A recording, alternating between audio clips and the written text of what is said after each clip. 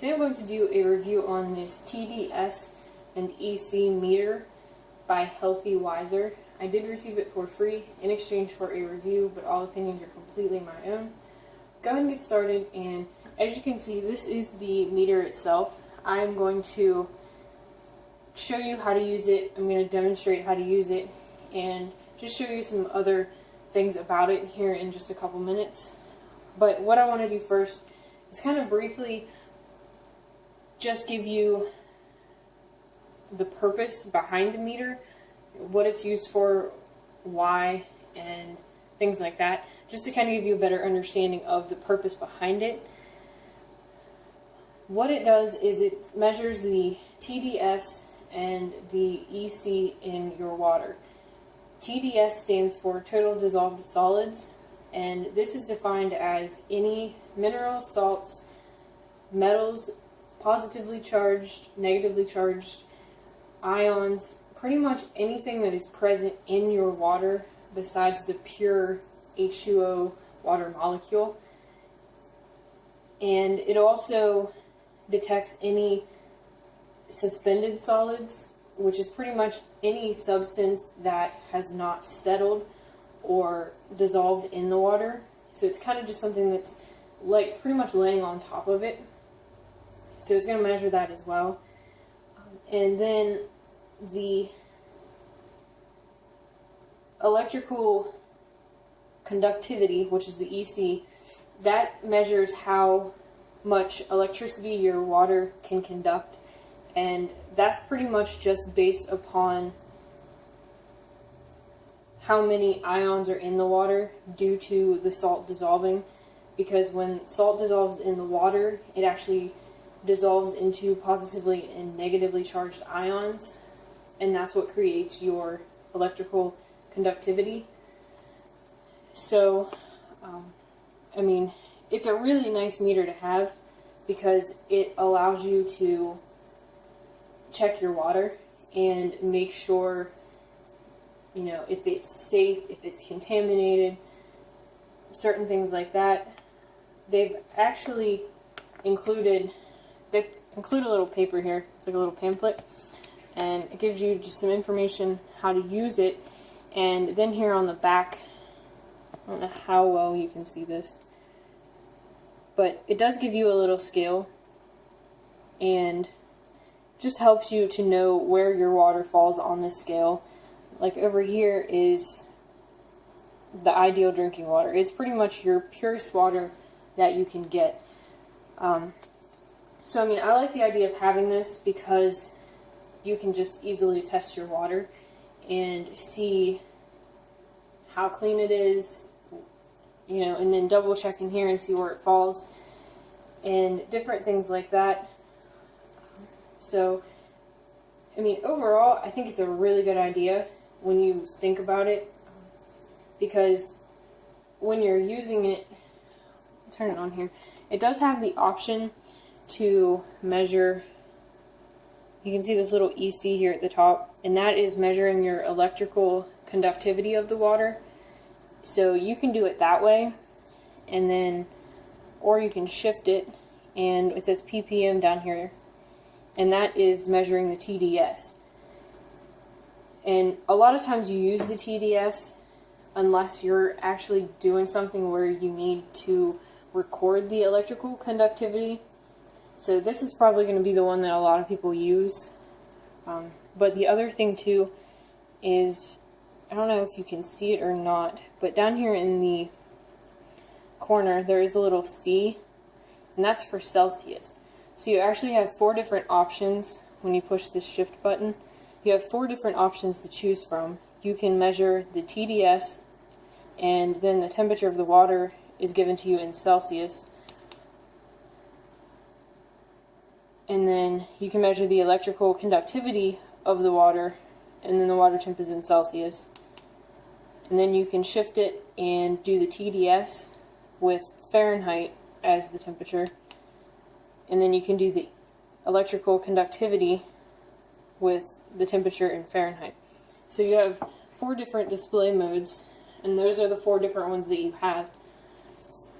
And then the power switch is here, the on and off.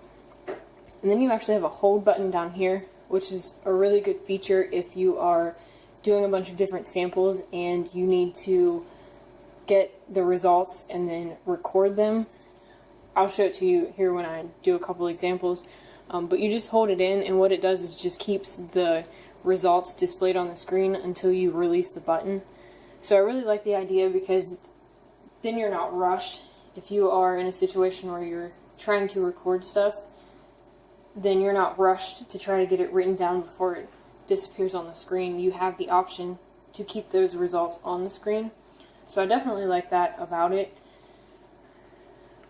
And then turn it off here. And then up here at the top, this is just where your battery is. As you can see, it's just a flat watch battery. I don't know the exact type of it, but this is the battery that it is. It's just, to me, it's a big watch battery, and it just slides in there. And then you just slide the cap back on. So it's really easy to change the battery, or if you're going to store it for a really long period of time, then you kind of need to pop the battery out so the battery doesn't erode or anything like that happens. But it's just really easy. And then down here you just pull this off. And then this is the end that you actually stick in the water. As you can see, the different probes and things in the bottom to get the results. So you actually just stick it in the water, and I'll go ahead and do a couple here just to show you. In this round cup, I have just natural spring water that has been purchased in a store. And then in the square cup, I have tap water, which is the city water. So we're going to go ahead. Ultimately, the natural spring water should have a lower TDS than what the city water does, because the city water should have a lot more of the chlorine and the minerals and different things like that in it in order to make it safe to drink. You know, the treatments that the water has been put through where the natural spring water hasn't.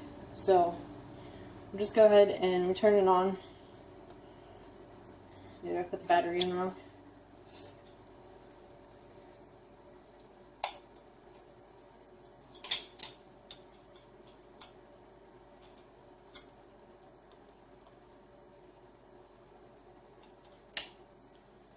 Okay, so what we're going to do is, I like using the Fahrenheit, so I'm going to switch it so that it's measuring the temperature in Fahrenheit, and we'll go ahead and just stick it in here. And as you can see, it is reading. Okay, so go ahead and pull it up here so you can see it. And as you can see, I am holding the hold button to keep that up. It did register the TDS at 112, and the water is about 77 degrees Fahrenheit. So that's the result of the natural spring water.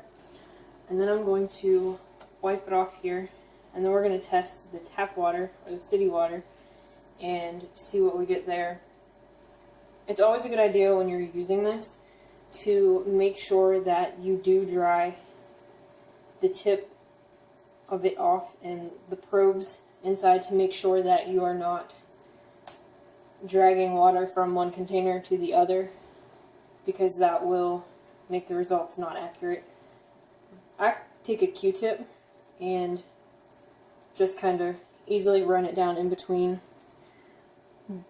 the probes and everything in here. It works really well, and you don't really have to worry about damaging anything because the Q-tip is soft enough, or it's not going to hurt anything.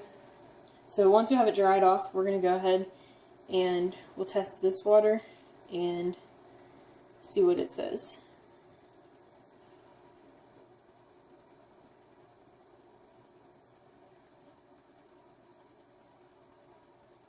And this water is only measuring at looks like it's going to hold at 117, and the water temperature there is still 77 degrees as well. So there's not a whole lot of difference. I would actually think that it would be a bigger difference, but I guess it just depends on, you know, the different aspects of the water. And then, I mean, the natural spring water, it can have different things in it that can cause the TDS to be higher. Certain things, you know, like if there's leaves in it or stuff that has just come in the water. But I mean, overall, as you can see, the meter does work. It works really well. It's really easy to use. And I mean, I like it. I think it's a good idea. It's especially useful if you are, if you have like a water filter, and this is a good way to keep that water filter in check, because you can test it frequently and make sure that the levels stay in the same range, and then when you see that they kind of get higher, then you kind of know that you need to change your filter. So that's definitely a good thing. Other things too, if you have like an aquarium and you have fish that you need to keep the level of the certain levels need to be kept in range for the fish, this is definitely a great way to do that as well. And I mean, it's definitely used by a lot of different people, especially if you are in a job where you have to constantly keep these levels in check, different things like that. But overall, I think it's a really good idea. I think it's really easy to use, and they did a really good job of providing you with the information that you need to understand how to use it and different things like that. I like the carrying case. I like the simplicity of the features and the functions on the meter itself. It's very self-explanatory, and it's not something that gets confusing or anything like that. The display's really nice. It's really easy to read. So if you are interested in checking out this product and possibly purchasing it, I will put the link in the description below, and thanks for watching.